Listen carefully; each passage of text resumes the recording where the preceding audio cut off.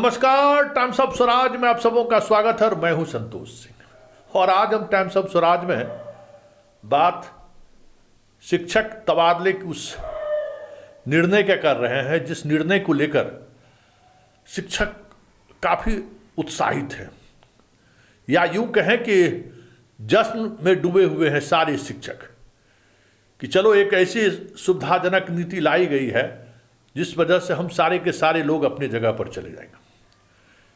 एकदम जश्न का माहौल है। जो शिक्षक लगातार फ़ोन कॉल्स मेरे मोबाइल पे हमेशा बजता रहता था, जब से वो नियमावली नहीं कहे, जब से वो एक आदेश, ऑफिशियल आदेश जारी हुआ है, एक शांति से छा गया है। सब लोग अपने अपने तरीके से मूल्यांकन कर रहे हैं कि इसमें हमें कहाँ स्पेस मिलेगा, हम कैसे इसमें बेहतर जगह पर चले जा सकते हैं। व्हाट्सएप ग्रुप पर भी देख रहे हैं कि प्रखंड से लेके पंचायत तक बिहार में एक से एक मतलब कितने पंचायत हैं, कितने प्रखंड हैं, इसकी सूची, स्कूल कितना हो सकता है, सारे चीज़ों पर अभी मंथन चल रहा है। मतलब पूरा सिस्टम कह सकते हैं कि अभी इसी काम पर लगा हुआ है शिक्षकों का कि कहाँ हम पहुंचकर घर के पास आ सकते हैं, क्योंकि जो पत्र निर्गत हुआ है उसमें हर कोई आवेदन कर सकता है, बाकी चीज़ें के साथ सब कुछ कर सकता है। लेकिन हम क्या कहें, आदत से मजबूर हैं और सवाल खड़ा करना हमारी फितरत है, क्योंकि हम हमेशा निर्णय के उन पक्षों पर भी गौर करते हैं कि उसके पीछे कोई छुपा हुआ एजेंडा तो नहीं है। लगातार हम मंथन कर रहे थे, पदाधिकारियों से बात कर रहे थे कि इसका मतलब क्या है।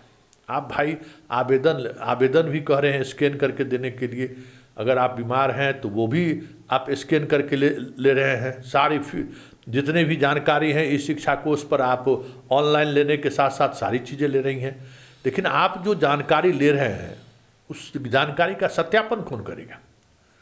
जो शिक्षक जानकारी दे रहे हैं उस जानकारी को कौन साबित करेगा कि भाई ये जानकारी सही है या गलत है? कल तक तो सब बाएं दाएं घूम रहे थे, दिखा रहे थे। आज आधिकारिक तौर पर उनको कहना पड़ा कि मेरी सिर्फ भूमिका इतना ही है कि उस आवेदन को हम जिला भेज देंगे जहां शिक्षकों का सारा लेखा जोखा है, और उस लेखा जोखा के तहत हम उसके सत्यापन के लिए उनको भेजेंगे, उसकी सत्यता की जांच के लिए भेजेंगे। सारे शिक्षक जितने आवेदन हमें प्राप्त होंगे, संबंधित जिला जो जिस जिला के रहेंगे, क्योंकि मुख्यालय के पास कुछ भी नहीं है। जितने शिक्षक हैं, चाहे विशिष्ट हो, चाहे बीपीएससी हो, जो भी हो या नियमित हो, उनका न सर्विस बुक मुख्यालय के पास है, न उसकी सेवा पुस्तिका जिसको हिंदी में कहते हैं वो उनके पास है, न सेवा का लेखा जोखा है, कहाँ के रहने वाले हैं, कब आए, कैसे बहाली हुई, क्या हुआ नहीं हुआ, सारी जानकारी जिला में है। और इस शिक्षा कोष पर अभी भी सर्विस बुक ऑनलाइन नहीं हुआ है, तो फिर आप कैसे इतने शिक्षकों का वेरिफिकेशन करेंगे? डॉक्टर के पास से जो बीमारी का जो उन्होंने सर्टिफिकेट दिया है उस सर्टिफिकेट का वेरिफिकेशन कैसे होगा? सारी बातों पर जब आज गहनता से चर्चा हुई और क्रॉस क्वेश्चन हुआ तो अधिकारियों का यही कहना हुआ कि संतोष जी अब आप समझ ही रहे हैं सब चीज़, अब ज़्यादा हमको समझाने की ज़रूरत नहीं है, आप पॉइंट पर आ गए हैं। हम कि नहीं भाई, मुख्यालय स्तर पर बहुत तरीके का तबादला होता है, लेकिन उन तबादलों में सारा रिकॉर्ड मुख्यालय के पास रहता है। उस कहीं से उनको कुछ लेने की ज़रूरत नहीं है, जिला से लेने की ज़रूरत नहीं है। और एक बार हमें याद है कि जिला ये जो राजस्व कर्मचारी सब होता है ना, इसके पोस्टिंग का अभियान चला था कि भाई इसका पोस्टिंग जो है ना मुख्यालय स्तर पर किया जाए। बड़ी तैयारी, तो उसमें मंत्री और सेक्रेटरी में विवाद हो गया था। रामसूरत राय मंत्री थे, व्यास जी थे सेक्रेटरी, विवाद हो गया कि कैसे हो जाएगा। यहाँ हमारे पास उसका न कोई सूची है, न कहाँ का रहने वाला है, कहाँ का पोस्टिंग है, क्या है नहीं है, हमारे पास तो कुछ है ही नहीं। इसलिए तो जिला संवर्ग में इनकी सारी चीज़ें हैं। तो मामला सीएम के पास पहुँचा, तो सीएम दो टूक कहे कि कौन कहा था आप माल प्रैक्टिस के लिए ये सब खेला सोच लिए हैं? बड़ी मंत्री को फटकार लगा था और अल्टीमेटली वो फैसला रद्द करना पड़ा। तो इस बार भी जो ये चीज़ें हो रही हैं, आप मुख्यालय को अभ्यावेदन देने के लिए कह रहे हैं और उसमें पूरा सब कुछ डॉक्यूमेंट्स के साथ आप कह रहे हैं भेजिए, लेकिन मुख्यालय के पास है क्या जो आपके डॉक्यूमेंट्स का वेरिफिकेशन करेगा? आप मान लीजिए कि आप भभुआ के रहने वाले हैं और किशनगंज में पोस्टेड हैं, ये मुख्यालय को कहाँ पता है? मुख्यालय के पास कोई सूची है क्या? जितने बीपीएससी शिक्षक हैं जिनका रेंडमाइजेशन हुआ उसको संबंधित जिला दिया गया ना, उसके यहाँ कोई डाटा है क्या? कोई डाटा नहीं है। मतलब अब जिस तरीके से 1 तारीख से लेकर 15 तारीख तक जितने भी चीज़ें हैं आप अपलोड करेंगे, उन सारी चीज़ों के जांच के लिए संबंधित जिला शिक्षा पदाधिकारी जो है आपके बीआरसी में भेजेगा। बीआरसी मतलब प्रखंड शिक्षा पदाधिकारी के पास, प्रखंड शिक्षा पदाधिकारी से वेरिफिकेशन होने के बाद, सारे जांच प्रक्रिया पूरी होने के बाद वो चीज़ें पटना पहुंचेंगी। उसके बाद फिर आपके अभ्यावेदन पे आपका विचार होगा। मतलब ये भी तो हो सकता है कि हम जिसको चाह रहे हैं उसको कह देंगे जिला शिक्षा पदाधिकारी को कि अब आज भेज दो, इसका 1 सप्ताह में 50 को का सूची दिए हैं, इसको भेज दो, अब बाकी प्रोसेस में अपना भेजते रहना। और ऐसे 50 लोग का जिला से आ गया तो मुख्यालय उसकी पोस्टिंग कर दी। ऐसा भी तो हो सकता है। जब चीज़ें पारदर्शिता के साथ नहीं हो रही है तो कुछ भी सवाल खड़े हो सकते हैं। तो जब इन सवालों पर आकर जब मुद्दा वहाँ पर आकर केंद्रित हो गया तो पदाधिकारी साहब चुप हो गए, क्योंकि वो तो बात की बात है। इतनी स्पष्टता के साथ हम लोग कह सकते हैं कि पूरी पारदर्शिता बरती जाएगी। जिला से जिसका रिकमेंडेशन आएगा, जो जानकारी दी है वो जानकारी अगर सही रहेगा तो हम उन लोगों पर विचार करेंगे। जो कुछ भी हम विचार करेंगे जिला के रिपोर्ट के आधार पर ही विचार करेंगे। तब तो आप जिला पर भी वो दरवाजा खिड़की खोल रहे हैं। शिक्षक पढ़ाने जाएगा कि शिक्षक दिन भर शिक्षा विभाग के पदाधिकारी के दफ्तर में चिरौरी करता रहेगा कि सर मेरा भेजे कि नहीं, सर मेरा आया कि नहीं, यही होगा ना। इससे शिक्षा फिर 15 दिसंबर के बाद वही खेला शुरू हो जाएगा। 2 लाख 3 लाख से 4 लाख से कम आवेदन थोड़ी आने वाला है। बीपीएससी के जितने शिक्षक हैं उसमें बहुत कम ऐसे शिक्षक हैं जो अपना पंचायत में या अपना पंचायत में है। अब तो वो लोग भी चाहेगा ना कि हम अपने प्रखंड से पंचायत में पहुंच जाए, आप उसका ऑप्शन दिए हुए हैं। जितना बीपीएससी वाला जिला में है वो भी चाहेगा कि हम अपने प्रखंड पंचायत में आ जाए।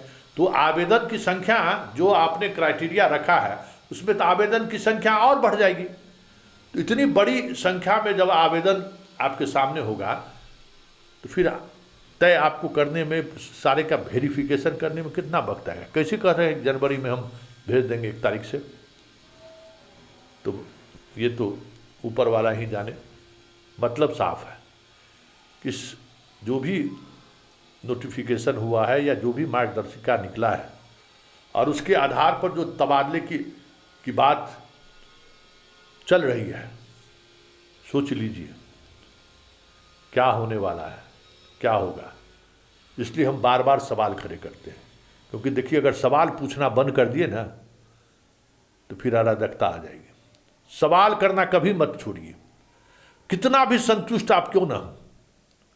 आपके मन में अगर 1% भी अगर शक पैदा करता है तो आप सवाल जरूर कीजिए, क्योंकि सवाल करने से बहुत सारी चीज़ें बाहर निकलती हैं। आप खुश होइए, आप मिठाई बांटिए, आप जश्न मनाइए कि हम अपने घर लौट रहे हैं, वो आपका डोमेन है। आप उस तरीके से सोच रहे हैं और मैं ये सोच रहा हूँ कि इस पूरे प्रोसेस में पारदर्शिता कैसी है बढ़ती जा रही है। इस पूरे प्रोसेस में किसकी क्या भूमिका होगी। आज ऐसा तो कुछ नहीं निकला है, कोई नोटिफिकेशन नहीं निकला है कि आपको कैसे आपके आवेदन की जांच होगी, कैसे पता चलेगा कि आपको कैंसर है। कोई जांच जिस डॉक्टर से सर्टिफिकेट लिए हैं उस डॉक्टर के यहाँ वेरिफिकेशन होगा ना कि उसी सीधे कर देगा।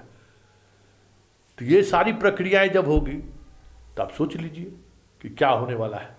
तो ये सवाल पर सवाल, इसलिए हम कहते हैं कि सवाल हमेशा करिए। सवाल करना छोड़ दिए तो चीज़ें समझ जाइए कि खत्म, उसी दिन आप मृत हो गए, आप मर गए। सवाल करना छोड़ दिए, सवाल कर रहे हैं तो लगातार चीज़ें सामने आ रही हैं। इसलिए अभी देखिए, अभी कई तरह की चीज़ें और सामने आएंगी। आगे आगे होता है क्या देखिए, समझ गए। हम तो लगातार देख ही रहे हैं ना और सवाल कर ही रहे हैं। इसलिए ये तबादला नीति जो है, नीति तो नहीं है, जो नियत है उस नियत में कई तरह की खोट नज़र आ रहे हैं। और अगर खोट नज़र आ रहे हैं तो सवाल उठना लाजमी है। जब मैंने सवाल किया तो उसका ये जवाब है। अब आप सोचिए, अब आपका सोचने का बारी है। जश्न मनाना छोड़िए, अब देखिए कि इस तरीके के आवेदन पर की समीक्षा कौन करेंगे, इस आवेदन सही है या गलत है, इसका सत्यापन कौन करेंगे, और उसका पूरा प्रोसेस क्या होगा। और उस पूरे प्रोसेस में प्रखंड से लेके मुख्यालय तक, मतलब आपका प्रखंड शिक्षा पदाधिकारी, आपका डीपीओ स्थापना, जिला शिक्षा पदाधिकारी, फिर मुख्यालय, इतने चैनल इस ट्रांसफर पोस्टिंग में आपके अभी आवेदन पर विचार करने के लिए बनाया गया है। इसके बगैर हो ही नहीं सकता है। तब आप सोच लीजिए कि एक परीक्षा की छुट्टी लेने के लिए, आवेदन अप्रूव कराने के लिए क्या क्या मशक्क़त आपको करना पड़ता है। अब सोच लीजिए, हर एक काम के लिए क्या क्या, बीआरसी से लेके जिला शिक्षा पदाधिकारी के दफ्तर में क्या क्या होता है, कहने की ज़रूरत नहीं है। यहाँ तो सक्षमता पास लोगों को रिजल्ट लेने के लिए लोग क्या क्या हुआ, वीडियो वायरल हुआ। तो ये देखिए, इसलिए हम लगातार सवाल खड़े कर रहे थे कि देखिए पारदर्शिता नहीं होगी ना तो फिर चीज़ें बाएं दाएं होगा। तो अब बहुत सारी चीज़ें आपको समझ में आ गया होगा। और आप मंथन कीजिए कि जो कागजात देखकर आप बहुत खुश है ना, उस कागजात का ऊपर दिमाग लगाइए कि वो जो आप इन्फॉर्मेशन दीजिएगा, वो इन्फॉर्मेशन मुख्यालय जांच करेगा ना कि भाई सही है या गलत है। आपके द्वारा आवेदन में लिखा जाएगा कि भाई भभुआ से किशनगंज जो है सो 800 किलोमीटर दूर है, हमको जो है सो भभुआ कर दिया जाए। तो वाकई में आप भभुआ का रहने वाले हैं कि नहीं, ये आपकी सेवा पुस्तिका से पता चलेगा ना। आप जहाँ ज्वाइन करने गए हैं, जहाँ आपका डॉक्यूमेंट्स सारा जमा है, वहाँ से पता चलेगा। ऑनलाइन तो कुछ नहीं है। तो ठंडे दिमाग से सोचिए और मनन करिए कि इस पूरे प्रोसेस में एक शिक्षक का किस किस स्तर पर दोहन हो सकता है, किस किस स्तर पर किस तरीके की परेशानियां हो सकती है। ठंडे दिमाग से सोचिए तो आपको बहुत कुछ समझ में आने लगेगा कि ये तबादला को लेकर जो प्रोसेस चला है ना, वो किसी न किसी खास ऐसे शिक्षक को